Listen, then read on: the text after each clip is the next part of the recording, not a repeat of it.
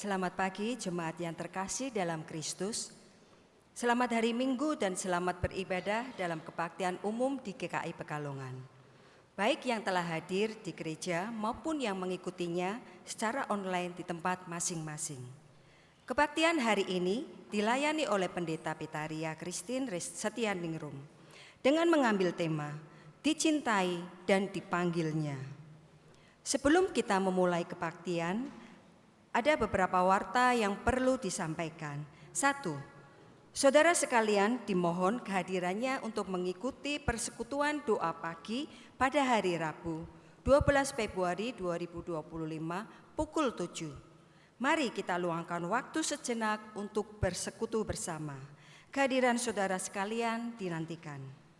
2. Pendaftaran kelas katekisasi angkatan 2025 telah dibuka, yang akan dimulai pada bulan Maret 2025. Bagi saudara yang ingin menerima sakramen baptisan dewasa atau bagi saudara yang memiliki anak yang telah menerima baptisan anak dan telah berusia lebih kurang dari 15 tahun, serta akan melaksanakan pengakuan percaya atau CD, dapat mendaftarkan diri dengan mengisi formulir di kantor gereja. Pendaftaran paling lambat hari Minggu 2 Maret 2025. Keterangan lebih lanjut dapat menghubungi Saudari Yunis Abigail Sitanggang. 3. Berita duka. Tuhan telah berkenan memanggil pulang. 1. Pada hari Minggu 2 Februari 2025, Sidem Tetuko, putra dari Bapak Sidem Sri Raharjo dan Ibu Muatun di Semarang.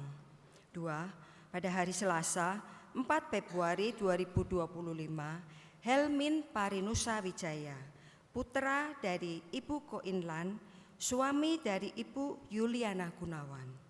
Jenazah telah dimakamkan di pemakaman Kampir pada hari Jumat 7 Februari 2025. 3. Pada hari Sabtu 8 Februari 2025, Willy Pun, anggota jemaat Kepemberi, suami dari Cialiing, almarhum disemayamkan di rumah duka Yayasan Gotong Royong, Ruang Bougainville.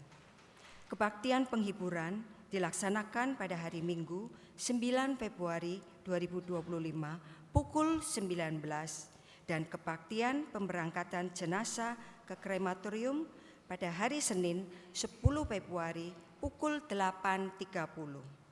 4. Pada hari Sabtu 8 Februari 2025, Ang Cheng Ing, istri dari Bambang Sugianto, almarhumah disemayamkan di rumah duka Yayasan Gotong Royong, Ruang Cempaka.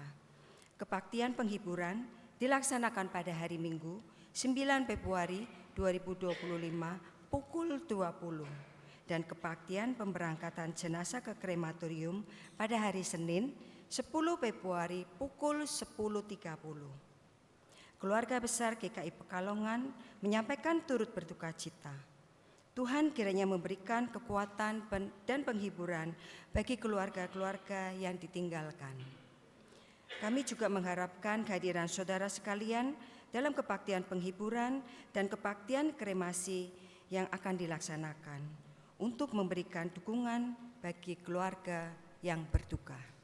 Sekian warta lisan yang perlu disampaikan. Kini mari kita mempersiapkan diri untuk mengikuti kebaktian. Umat diundang untuk berdiri. Kita akan menyanyikan pujian dari PKJ 6, bait 1 dan 2. Bersoraklah, hai alam semesta.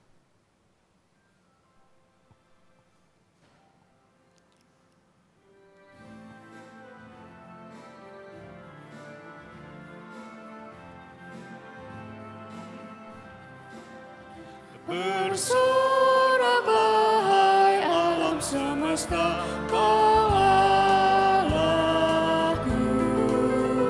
Di langit bergema pujian yang megah, dan bumi pun penuh pujian yang merdu. Bersoraklah hai alam semesta, kau Allahku.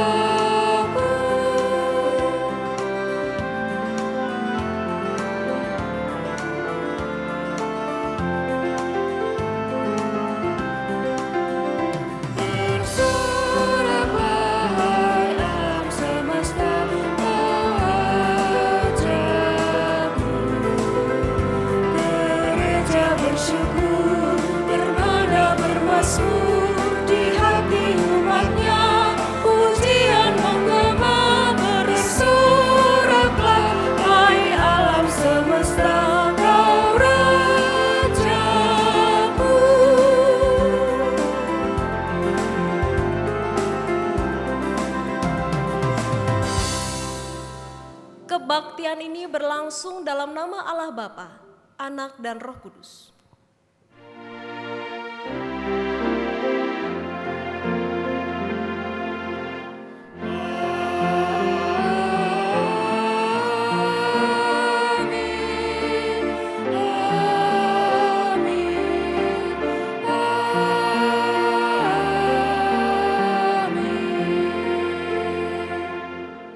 Kasih karunia dan damai sejahtera dari Allah Bapa kita dan dari Tuhan Yesus Kristus menyertai saudara sekalian. Dan menyertai saudara juga. Silahkan duduk kembali. Bapak Ibu Saudara yang dikasihi oleh Tuhan, nas pembuka dalam ibadah kita pada hari ini terambil dari Yohanes 12 ayatnya yang ke-26 yang menyatakan demikian. Siapa yang melayani aku, ia harus mengikut aku, dan di mana aku berada, di situ pun pelayanku akan berada. Siapa yang melayani aku, ia akan dihormati Bapa. Mari kita sambut dengan pujian kuasa-Mu dan nama-Mu lah.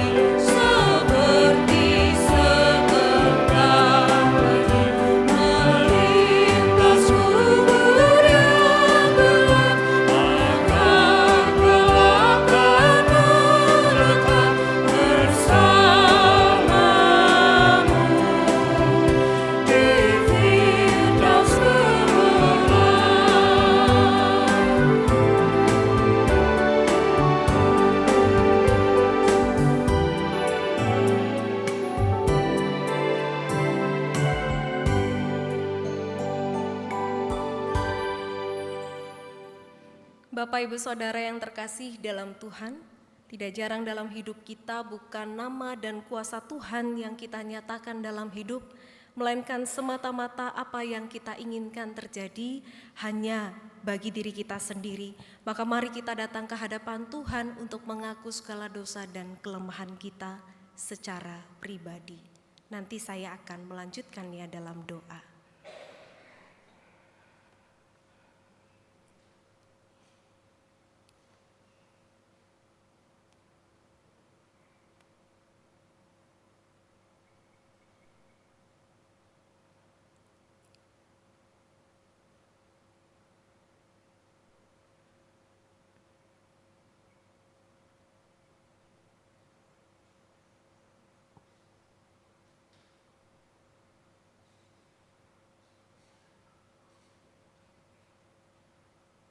Bapa yang mengasihi kami dan memanggil kami,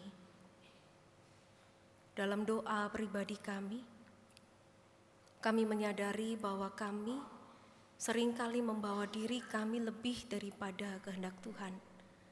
Kami mengabaikan panggilan-Mu, kami mengutamakan kepentingan diri sendiri. Kami berkubang di tengah keegoisan kami. Kami melupakan bahwa Tuhan mengasihi kami, juga setiap orang di sekitar kami, sehingga kami diberi kesempatan untuk berbagi bersama dengan mereka. Orang-orang terdekat kami lukai. Mereka yang hidup bersama kami sakiti. Tuhan ampunilah. Di tempat di mana kami berkarya dan melayani, tak jarang kami pula menyakiti mereka tanpa kami sadari maupun dalam kesempatan di mana kami sengaja karena kami pun terluka. Tuhan ampunilah. Di tengah rumah dan dunia di mana Tuhan percayakan kami hidup di dalamnya, kami tidak mampu Tuhan menjalani tugas panggilan kami untuk hidup bermakna di tengah keluarga kami. Kami lupa peran kami masing-masing. Kami lupa bahwa sesungguhnya kami adalah pengikut-pengikut Kristus yang dalam segala situasi perlu menyatakan kemuliaan Tuhan. Kiranya Engkau sendiri ya Allah yang berkenan mengampuni kami dan memulihkan kami, memberikan kami kesempatan demi kesempatan untuk hidup baru seturut dengan kehendak-Mu. Ampunilah kami dalam segala kelemahan kami ini, sebab kuasa-Mu melampaui ketidakberdayaan kami. Dalam Kristus Yesus kami berdoa. Amin.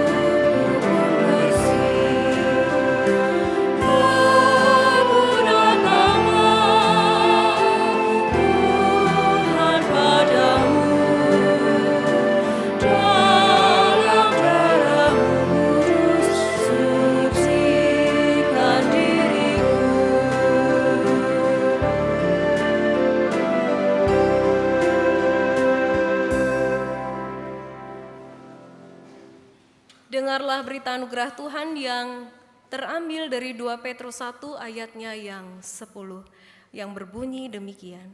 Karena itu saudara-saudaraku berusahalah sungguh-sungguh supaya panggilan dan keterpilihanmu makin teguh. Sebab jikalau kamu melakukannya, kamu tidak akan pernah tersandung. Demikianlah berita anugerah dari Tuhan. Syukur kepada Allah. Sebagai umat yang telah diperdamaikan dengan Allah, marilah kita hidup dalam damai satu dengan yang lain. Salam damai bagi Bapak Ibu.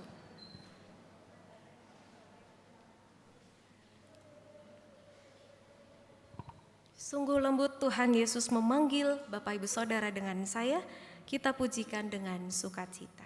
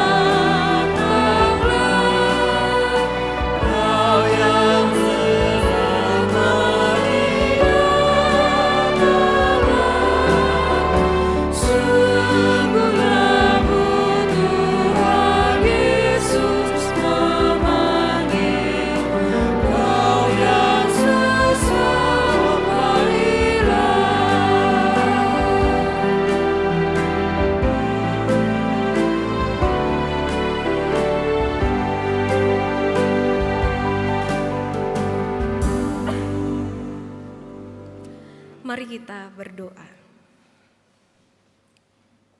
Setiap kami ya Tuhan, dipanggil untuk menjalani hidup kami seturut dengan karya-Mu. Namun kami sadar ya Allah, bahwa kami membutuhkan tangan Tuhan, firman Tuhan yang kudus, yang memandu kami sedemikian rupa sehingga semakin layak di hadapan-Mu. Maka biarlah sebentar kami boleh mendengar firman Tuhan itu, membuka hati kami, membuka pikiran kami, dan menyediakan tangan dan kaki kami, melangkah dan mengerjakan segala sesuatu yang Tuhan kehendaki. Kiranya Tuhan Engkau sendiri yang memperlengkapi hamba-Mu ini, sehingga segala kelemahan dan kekurangannya tidak menghalangi firman Tuhan nyata bagi kami semua. Kami sambut ya Tuhan, sabda-Mu yang kudus. Dalam Kristus kami berdoa. Amin.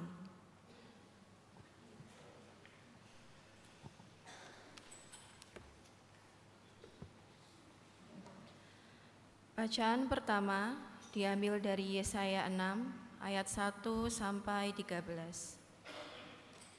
Yesaya 6 ayat 1 sampai 13. Pada tahun kematian Raja Uzia, aku melihat Tuhan duduk di atas tahta yang tinggi dan menjulang, bagian bawah jubahnya memenuhi bait suci. Para serafim berdiri di sekitarnya, masing-masing mempunyai 6 sayap, 2 sayap untuk menutupi muka mereka, 2 sayap untuk menutupi kaki mereka, dan 2 sayap untuk melayang-layang. Mereka berseru bersahut-sahutan, Kudus, kudus, kuduslah Tuhan semesta alam, seluruh bumi penuh kemuliaan-Nya. Maka bergoyanglah alas ambang pintu, karena suara seruan mereka, dan rumah itu pun penuh dengan asap. Lalu kataku, celakalah aku binasa, sebab aku ini seorang yang najis bibir, dan aku tinggal di tengah-tengah bangsa yang najis bibir. Namun mataku telah melihat Sang Raja, yakni Tuhan semesta alam. Lalu salah satu serafim itu terbang ke arahku. Di tangannya ada bara yang diambilnya dengan sepit dari atas mezbah. Ia menyentuhkannya pada mulutku serta berkata, "Lihat, bara ini telah menyentuh bibirmu, maka kesalahanmu telah disingkirkan dan dosamu telah dilenyapkan." Lalu aku mendengar suara Tuhan berkata, "Siapakah yang akan kuutus dan siapakah yang mau pergi untuk kita?" Sahutku, "Ini aku, utuslah aku." Kemudian firman-Nya, "Pergilah dan katakanlah kepada bangsa ini, dengarlah sungguh-sungguh, tetapi kamu tidak akan mengerti. Lihatlah sungguh-sungguh, tetapi kamu tidak akan memahami. Buatlah hati bangsa ini keras dan telinganya berat mendengar dan matanya melekat tertutup, supaya jangan mereka melihat dengan matanya dan mendengar dengan telinganya dan mengerti dengan hatinya, lalu berbalik dan menjadi sembuh." Kemudian aku bertanya, "Sampai berapa lama, ya Tuhan?"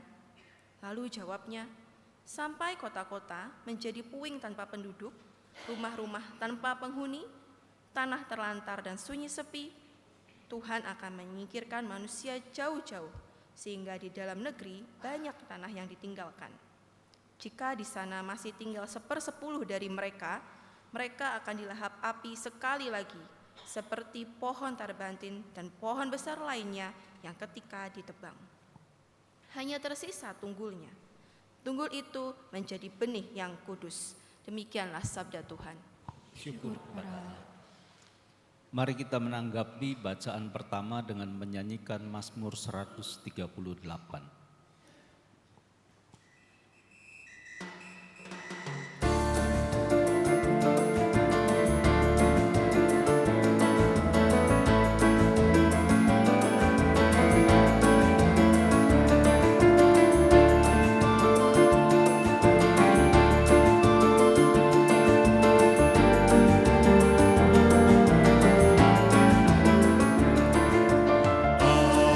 Hendak menang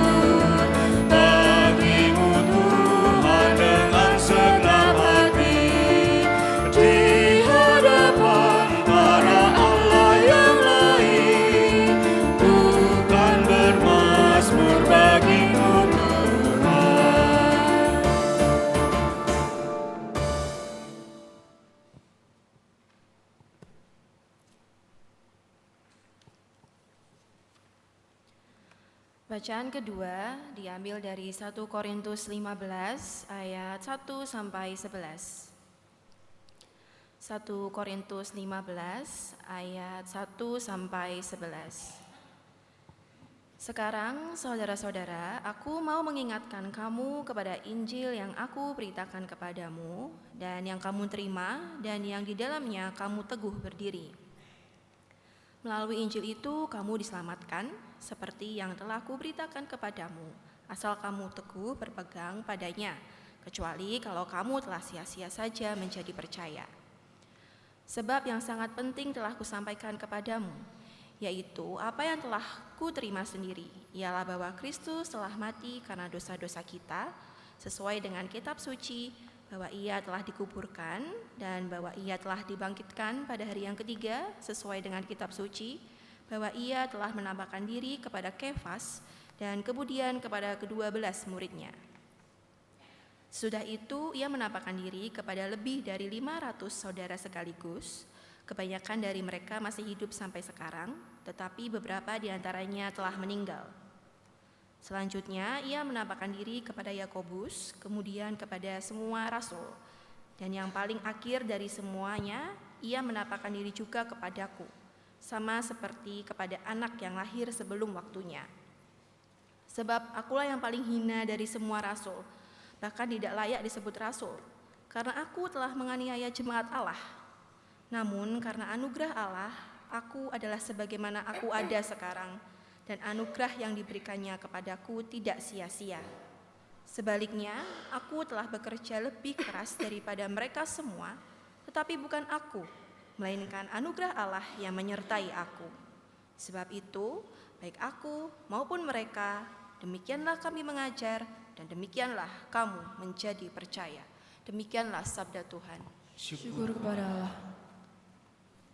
Dengarkanlah Injil Yesus Kristus menurut Lukas, pasal 5, ayatnya yang pertama sampai dengan yang ke-11. Demikian. Pada suatu kali, Yesus berdiri di pantai Danau Genesaret. Sementara orang banyak mengerumuni dia, hendak mendengarkan firman Allah. Ia melihat 2 perahu berlabuh di tepi danau.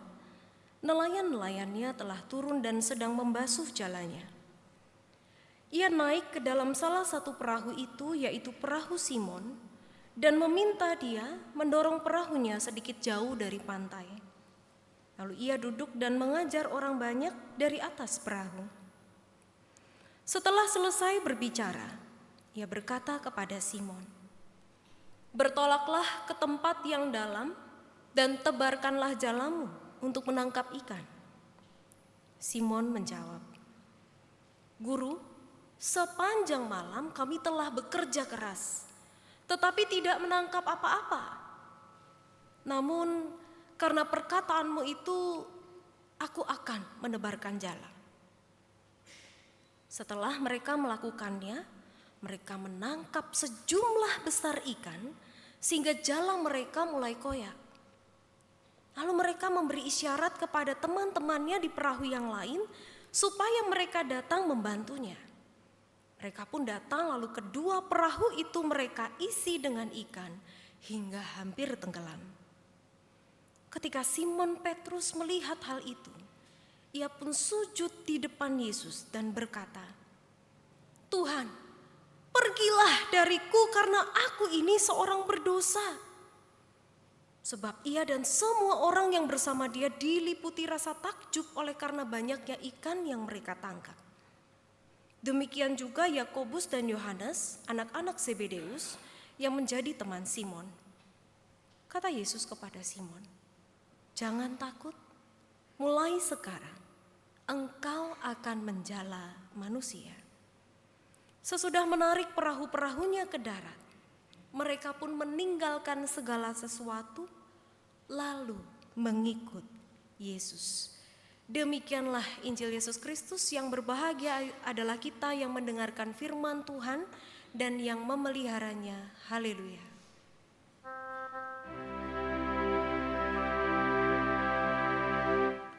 Haleluya, haleluya,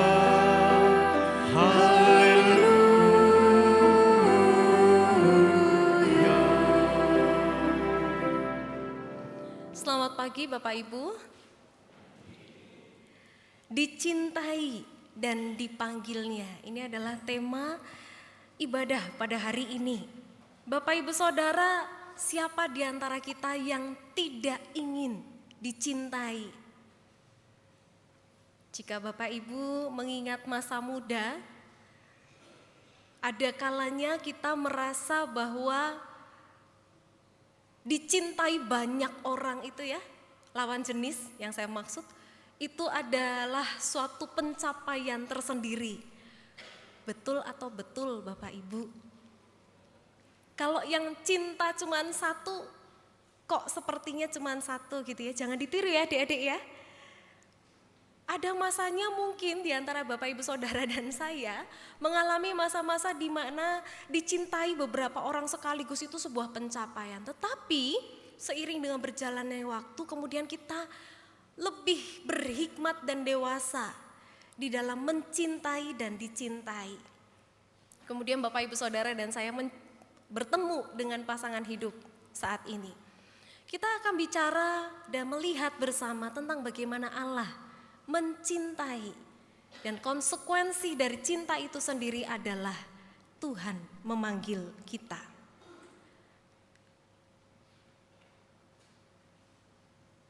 Bolehkah dibantu? Iya, terima kasih. Bacaan kita Bapak Ibu, ada 3 tokoh dalam bacaan hari ini, Yesaya, Simon Petrus, dan Paulus. Saya ingin mengajak Bapak Ibu Saudara untuk melihat kesamaan dari 3 tokoh ini. Yang selanjutnya, yang pertama adalah bahwa Tuhan hadir. Tuhan hadir melalui kepada Yesaya, kepada Simon Petrus dan kepada Paulus dengan berbagai cara yang berbeda. Next. Yang pertama Bapak Ibu, boleh diklik. Mohon maaf saya tidak bisa mengoperasikan dari sini. Boleh dibantu saja ya. Bagaimana Tuhan hadir bagi mereka, bagi Yesaya, bagi Petrus dan bagi Paulus. Yang selanjutnya, Yesaya dalam sebuah penglihatan Bapak Ibu. Yang selanjutnya, yaitu melalui konteks, ada sebuah konteks yang kita harus perhatikan di sana, yaitu konteks kematian Raja Uzia. Nah, kita akan melihat secara sekilas siapakah Raja Uzia ini dan mengapa kita harus menaruh perhatian terhadap konteks ini. Jadi Raja Uzia semula Bapak Ibu adalah dikatakan di 2 Tawarikh 26, ia melakukan apa yang benar di mata Tuhan, sama seperti yang dilakukan oleh Amazia ayahnya. Jadi Raja Uzia itu mulanya ketika memerintah bangsa Israel, ia memerintah dengan takut akan Tuhan. Di ayat yang kelima bahkan menjadi jelas bahwa ia mencari Allah selama hidup Zakaria yang mengajarnya supaya takut akan Allah. Selama ia mencari Tuhan, Allah membuat dia berhasil. Ya berperang dan seterusnya, dan semuanya itu mendatangkan kesuksesan dalam kehidupan Raja Uzia. Namun Bapak Ibu Saudara, ada suatu peristiwa di mana kemudian Uzia ini menjadi sombong. Ia merasa bahwa ia bisa melakukan lebih daripada bagiannya, sehingga Uzia berusaha untuk mempersembahkan korban bakaran yang seharusnya bukan menjadi bagian dari Uzia. Dan kemudian Tuhan memberikan tulah kepada Uzia dengan memberikan penyakit kulit yang menajiskan. Sehingga di momen itu sampai dengan hari kematiannya, di ayat yang ke-21 disampaikan bahwa ia menderita penyakit kulit itu sampai hari kematiannya, dan sebagai orang yang sakit, ia tinggal dalam sebuah rumah pengasingan, dikucilkan dari rumah Tuhan. Yotam putranya mengepalai istana raja dan menjalankan pemerintahan atas rakyat negeri itu. Jadi Bapak Ibu Saudara, ada sebuah profil raja yang semula adalah raja yang takut akan Tuhan, namun di satu momen dalam hidupnya ia kemudian menjadi tinggi hati dan tidak setia kepada Tuhan, dengan melampaui batas dari apa yang ia seharusnya kerjakan. Nah, di tahun kematian Raja Uzia itulah kemudian Yesaya dijumpai oleh Tuhan di dalam sebuah penglihatan. Ini mau menunjukkan apa Bapak Ibu? Ini mau menunjukkan bahwa ada satu momen di mana bangsa Israel pada saat itu setelah mengakhiri sebuah rezim dalam tanda kutip kesombongan yang dilakukan oleh rajanya sesudah kematian Uzia, maka ini memulai suatu tahun yang baru ya, kesempatan yang baru, dan di sanalah Yesaya dipanggil. Itu konteksnya, Tuhan hadir dalam hidup Yesaya. Nextnya adalah Petrus. Petrus berjumpa dengan Tuhan dalam sebuah keseharian yang biasa-biasa saja Bapak Ibu. Berbeda dengan Yesaya tadi. Simon Petrus beraktivitas sebagai seorang nelayan, kemudian Tuhan mau mengajar banyak orang di sana.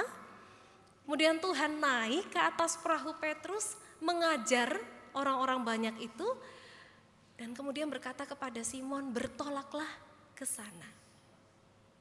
Dan Tuhan mengajak Simon sedemikian rupa, Petrus akhirnya merespon panggilan itu, gitu ya.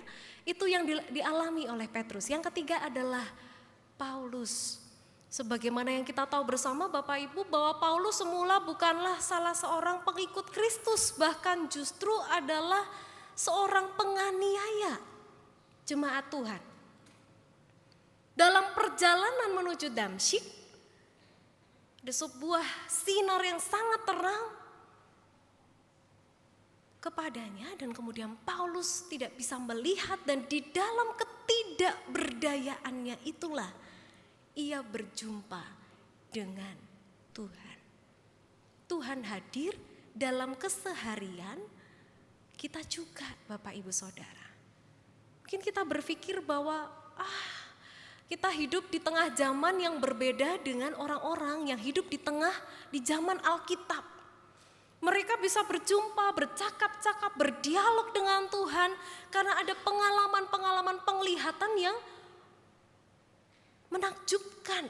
Tetapi tidak juga Bapak Ibu ya, Alkitab kita mencatat bahwa Allah berjumpa juga di tengah keseharian kita. Di tengah kesibukan sehari-hari Petrus, di tengah aktivitasnya, Tuhan hadir di sana. Dan bagaimana dengan kita, Bapak Ibu? Bagaimana dengan hidup Bapak Ibu Saudara dan saya? Dan saya yakin dan percaya bahwa Tuhan juga hadir dalam keseharian Bapak Ibu. Bukan hanya di ruangan ini, tetapi di luar sana, di rumah Bapak Ibu Saudara, dan di tempat di mana Bapak Ibu berkarya layan di tengah dunia. Tuhan hadir. Next, yang kedua, kesamaan dari mereka bertiga adalah sebuah statement, pernyataan yang sangat kuat bahwa aku tidak layak. Kita lihat bagaimana satu persatu ketiga pribadi ini menyadari diri mereka. Yesaya berkata Bapak Ibu bahwa celakalah aku binasa. Sebab aku ini seorang yang najis bibir dan aku tinggal di tengah-tengah bangsa yang najis bibir. Jadi Yesaya mau mengatakan bahwa saya tak ubahnya dengan semua orang di seluruh bangsa ini sama-sama berdosanya Bapak Ibu. Ya, perjumpaan dengan Tuhan itu, kehadiran Allah itu, yang pertama adalah membuat kemudian kita menyadari siapa diri kita sesungguhnya. Dan Yesaya menyadari dirinya sebagai seorang yang tidak lebih baik daripada setiap orang di tengah bangsanya. Kami di Weleri Plelen Bapak Ibu bergumul mencari calon penatua. Dan saya rasa ini juga adalah pergumulan di banyak gereja, bukan hanya di GKI Weleri Plelen. Di dalam perjumpaan demi perjumpaan, ada banyak kali kata yang muncul di sana yang kira-kira bicara bahwa aku tidak layak. Kalau mendengar kalimat seperti ini Bapak Ibu, saya belum pantas, saya belum matang, saya terlalu muda, saya tidak mampu, saya masih punya banyak hal yang harus saya pikirkan dan seterusnya. Dan tentu itu sangat mudah, sangat bisa dipahami ya dalam kehidupan sehari-hari. Bagaimana kita menjalani kehidupan, saya tentu sangat memahami ketika 1-2 orang menjawab demikian. Tetapi Bapak Ibu Saudara, ketidaklayakan itu akan mengantar kita kemana? Nanti kita akan melihat hal itu. Yesaya bicara bahwa aku tinggal di tengah-tengah bangsa yang najis bibir. Aku tak ubahnya sama seperti orang-orang di tengah bangsa ini. Dan celakalah aku. Kenapa celaka Bapak Ibu? Karena mataku telah melihat Sang Raja, Tuhan semesta alam. Saya di tengah keberdosaan saya, ketidaklayakan saya berjumpa dengan Allah yang hidup. Dan itu menjadi sesuatu yang mencelakakan bagi saya. Jika Bapak Ibu Saudara ingat ayat di mana Tuhan berjumpa dengan Musa di Gunung Sinai, Tuhan meminta Musa untuk melepaskan kasut dan seterusnya, sebab yang kau injak adalah hadirat Tuhan. Maka kita menyadari bahwa ketika berjumpa dengan Tuhan, kita tidak bisa memandang muka dengannya, namun dengan ketertundukan dan keberdosaan kita tidak mampu. Ya tidak mampu, tetapi Tuhan yang memampukan, Tuhan yang memperkenankan. Yesaya tahu betul bahwa sesungguhnya ia tidak layak menghadap Tuhan, berjumpa dengan Allah yang Maha Kudus. Yang kedua adalah Petrus. Bagaimana Petrus menyadari dirinya? Ketika Simon Petrus melihat mujizat yang terjadi, begitu banyaknya ikan yang mereka tangkap, kemudian Simon Petrus, tidak saya ketik di sana, sujud di depan Yesus dan berkata, bukan hanya sekedar bicara Bapak Ibu bahwa Tuhan pergilah dariku karena aku ini seorang berdosa, tetapi juga ia mengekspresikan ketidakberdayaannya itu dengan bersujud di hadapan Tuhan. Seberapa banyak di antara kita Bapak Ibu di tengah kehidupan sehari-hari, pengalaman kita berelasi dengan banyak orang, kemudian kita menyadari bahwa di rumah, di kantor, di tempat kita bekerja dan melayani, disitulah Tuhan hadir dan disitulah Tuhan kemudian menyatakan sungguh kekuasaannya dalam hidup kita secara utuh, dan kita secara sadar penuh bersujud di hadapan Tuhan, menyadari bahwa saya berdosa. Dan sekaligus Bapak Ibu, peristiwa di mana Tuhan berjumpa dengan Petrus menunjukkan bahwa segala pengalaman dan logika Petrus tidak bisa dibandingkan dengan apa yang Allah lakukan dalam hidupnya. Petrus kan jadi nelayan tidak 1-2 tahun ya Bapak Ibu ya. Itu hidupnya sehari-hari, perjalanannya. Dan dia tahu kemana dia harus menebarkan jala waktu yang tepat. Maka ketika Petrus diminta untuk menebarkan jala, Petrus menjawab, kami sudah bekerja keras guru, tetapi tidak menangkap apa-apa. Yang menarik adalah bagaimana Petrus mengatakan, namun karena perkataanmu itu aku akan menebarkan jala. Ketaatan kita seharusnya mengalahkan pengalaman dan logika berpikir kita yang sudah kita pakai sehari-hari.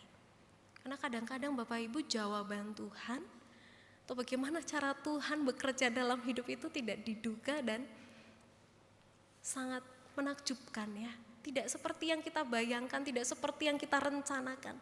Tetapi ketika Tuhan bersabda, berkehendak, dan kita mengatakan, karena perkataanmu Tuhan, aku akan menebarkan jala. Nah, di sanalah Tuhan menyatakan sungguh kemuliaannya. Sekaligus juga Petrus menyadari bahwa ia sesungguhnya adalah seorang yang berdosa. Yang ketiga adalah Paulus. Bagaimana Paulus berjumpa dan menyadari dirinya, berjumpa dengan Tuhan, dan perjumpaan dengan Tuhan itu membuat Paulus menyadari sesuatu. Di dalam 1 Korintus yang kita baca di sana dikatakan bagaimana Paulus merefleksikan bahwa karena anugerah Allah, aku ada sebagaimana aku ada sekarang. Dan anugerah yang diberikannya kepadaku tidak sia-sia sebab akulah yang paling hina dari semua rasul, bahkan tidak layak disebut rasul. Jadi perjumpaan dengan Allah itu membuat Paulus menyadari bahwa saya paling hina dari semua rasul, bahkan tidak layak disebut rasul karena aku telah menganiaya jemaat Allah. Saya teringat Bapak Ibu beberapa kasus di mana banyak orang bercerita kepada saya tentang kehidupan di masa lalu yang sebetulnya sudah terjadi belasan tahun, puluhan tahun yang lalu, tetapi lukanya itu masih tertinggal dan membekas sampai dengan hari ini. Tanpa mereka sadari bahwa masa lalu itu menjadi sesuatu yang membelenggu dan merantai mereka sehingga mau maju itu tuh enggak bisa Bapak Ibu karena terantai dengan masa lalunya. Ingat terus, mau maju enggak bisa. Karena nanti begini, nanti begitu. Dulu saya pernah seperti ini, saya tersakiti, saya terluka dan seterusnya. Itu kapan Bapak Ibu gitu ya saya tanya. Ternyata sudah belasan tahun, puluhan tahun yang lalu. Kalau anak zaman sekarang mengatakan enggak move on Bapak Ibu ya. Tidak bergerak maju. Namun Paulus move on. Paulus menyadari bahwa saya adalah seorang yang hina di hadapan Tuhan, tidak layak disebut sebagai rasul, namun karena anugerah Allah. Next. Kita menyadari Tuhan memanggil, itulah anugerah Allah. Kesamaan dari ketiganya adalah bahwa Tuhan memanggil. Bagaimana ketiganya dipanggil oleh Tuhan? Yesaya menyadari penuh bahwa ia diutus ketika Tuhan Allah bertanya kepadanya, siapakah yang akan kuutus dan siapakah yang mau pergi untuk kita? Kata Tuhan. Kemudian firman-Nya, kemudian sahut Yesaya, ini aku, utuslah aku.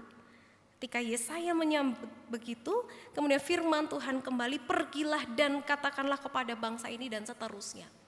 Jadi dari bacaan yang pertama kita belajar bahwa ketidakberdayaan Yesaya malah justru memampukannya menjawab ya ketika Tuhan bertanya siapa yang akan kuutus, siapa yang mau pergi.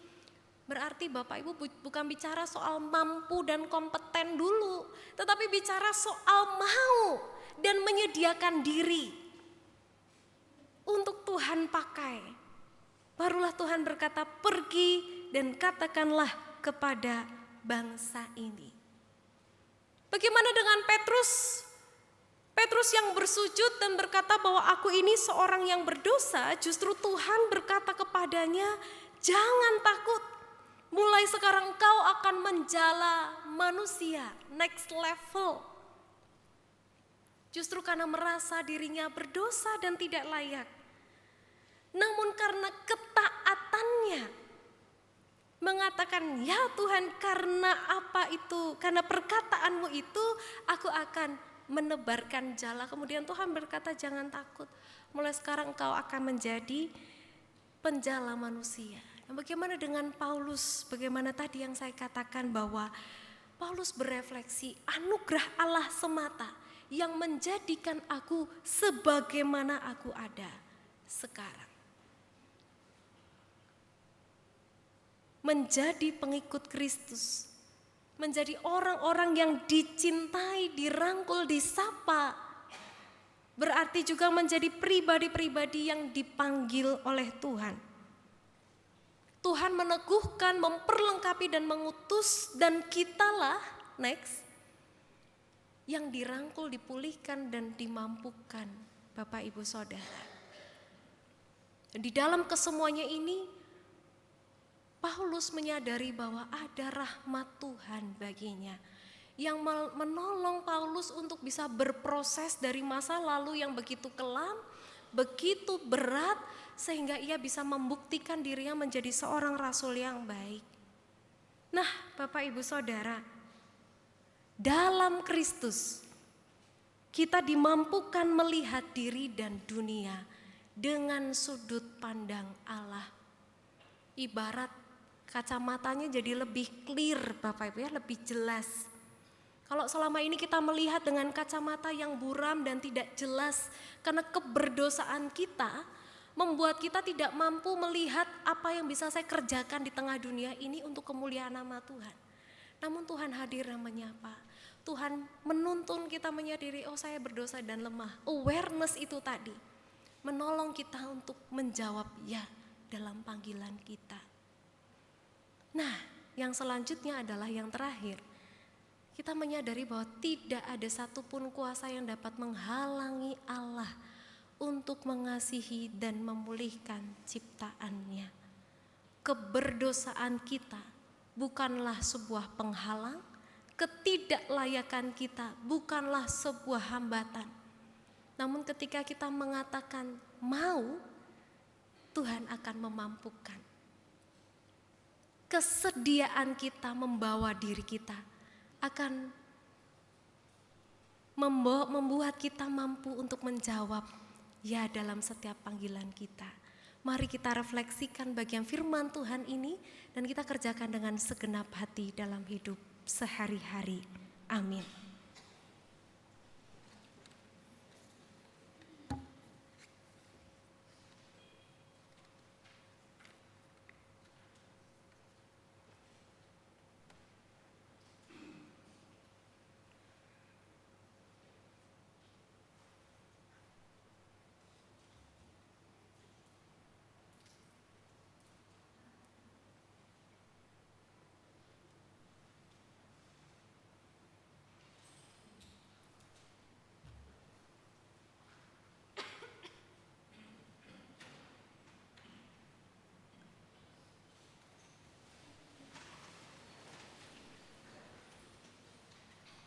Bersama dengan umat Allah di masa lalu, masa kini dan masa yang akan datang, mari kita ikrarkan pengakuan iman kita dengan mengucapkan pengakuan iman rasuli demikian.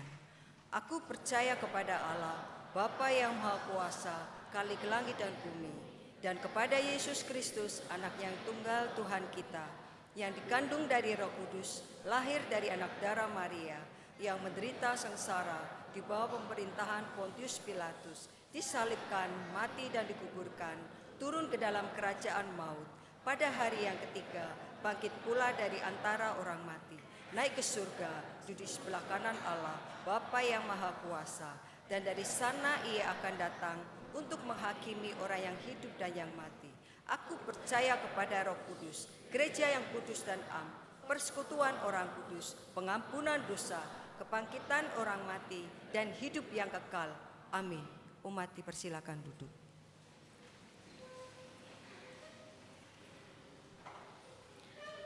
Mari kita menaikkan syafaat kita.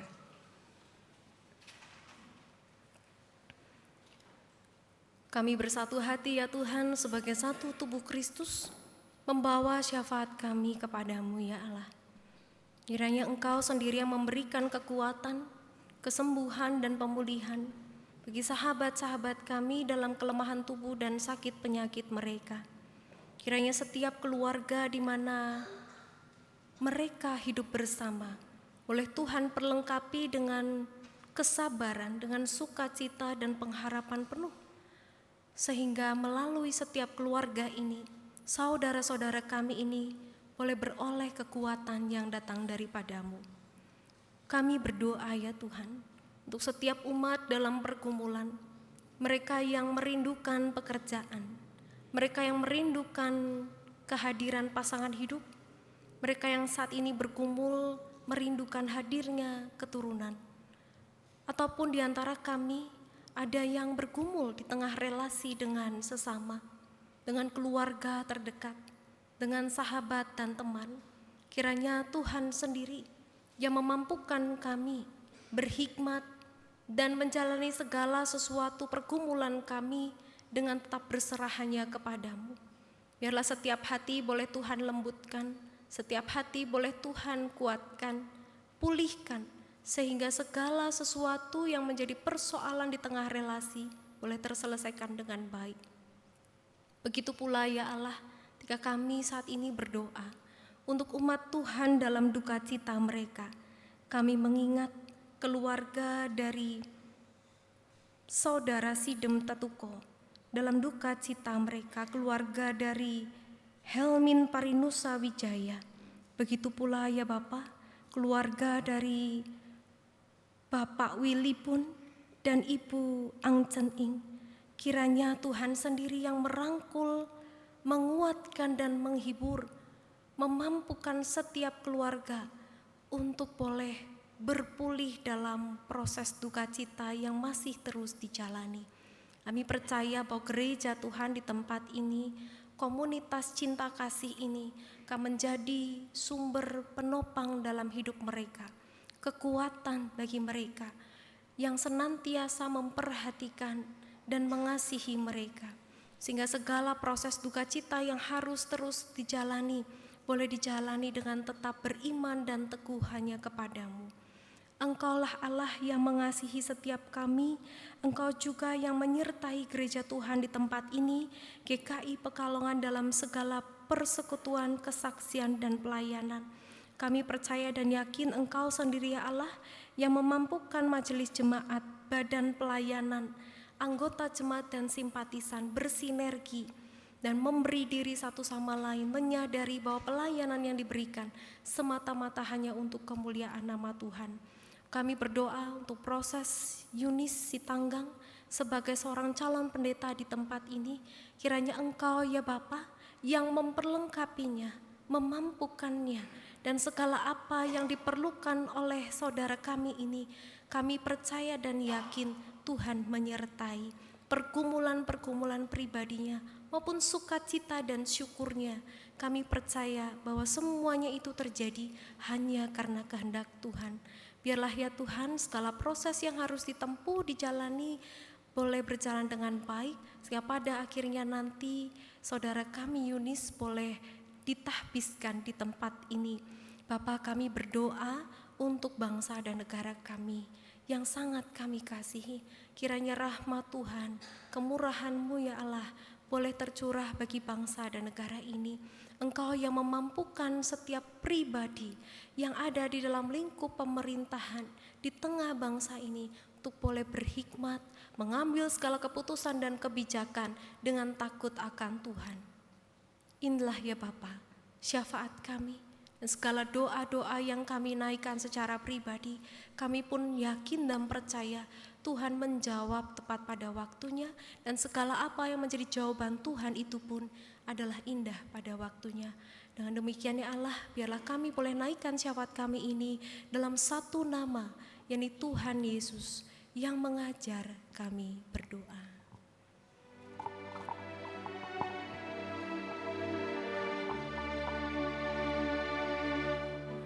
Bapa kami yang ada di surga, dikuduskanlah nama-Mu,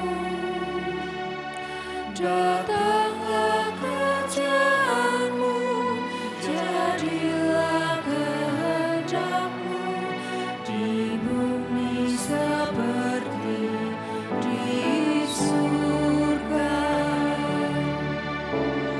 Beri kami hari ini makanan yang secukupnya. Ampuni salah kami seperti kami